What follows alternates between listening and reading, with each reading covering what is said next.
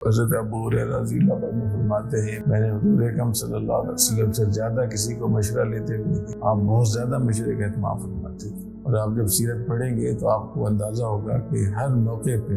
جب بھی کوئی اہم موقع آتا تھا، چاہے وہ غزوات کا ہو، ہجرت کا ہو، مدینہ منورہ کو آباد کرنے کا ہو، بازار بنانے کا ہو، بازار قائم کرنے کا ہو، کسی سے معاہدہ کرنا ہو، کسی سے مصالحت کرنی ہو، جنگ کرنی ہو، امن کی بات کرنی ہو، کاروبار کی بات کرنی ہو،